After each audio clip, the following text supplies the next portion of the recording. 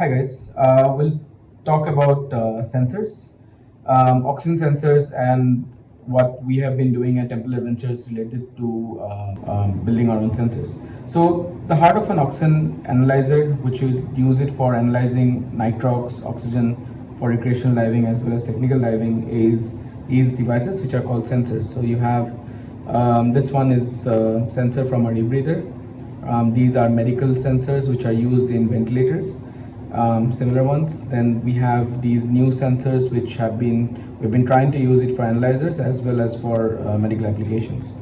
Now the sensors are generally oxygen sensors are two types. One are called galvanic sensors, which are these ones, and then you have something called solid state sensors. Galvanic sensors are relatively very low cost. It is widely used. Solid state sensors are a very new age product. It is not there in the market yet. So as soon as we get more information about it, we can talk more about it. But for now, we're going to look at and do a deep dive with galvanic sensors.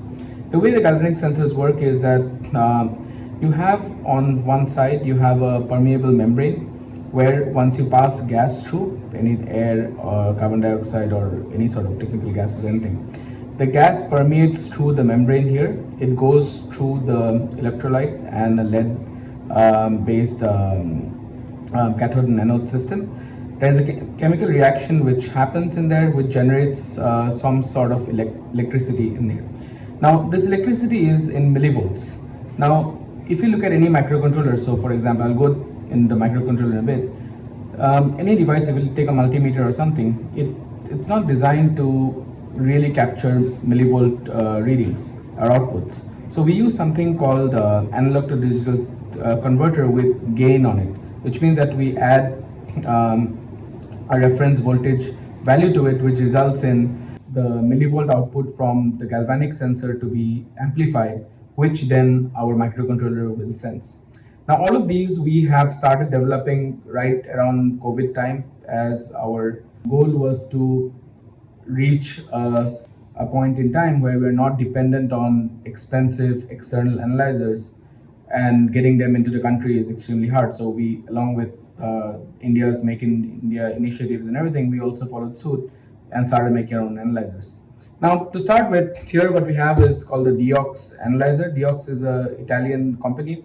They make really great helium, oxygen, carbon monoxide, gas monitoring sensors. So we have one bunch of them in the shop actually, which we have been using them for a couple of years now. This is what we use to reference our design, so that we are not just making our designs and without it being tested anywhere. We use these industry tested electronics to test our designs as well. We'll keep this at the moment on the side, and we'll talk about the first prototype which I built. We are all putting these under something called the Boneman brand. You might have seen a couple of our masks as well as our wetsuits and rash vests and other things. So Boneman Electronics is a wing of our research and in-house production team.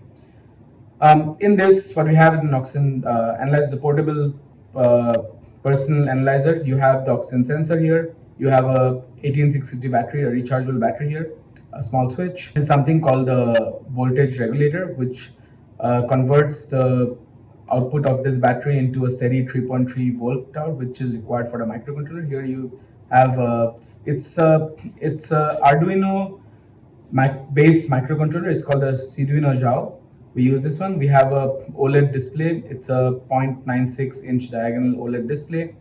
Here is the heart of it again, which is called the ADS, which is an analog to digital signal converter. And we have two Molex plugs here, which gets the input from the battery as well as from the sensor. Now, if we switch it on, which is just a simple rocker switch, and so you have our own Tableau's logo.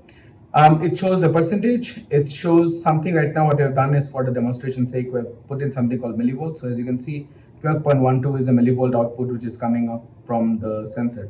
Now, when something which you learned during a nitrox course as well as EFR is that your exhale breath has something like 16% oxygen. So for example, if I exhale into it,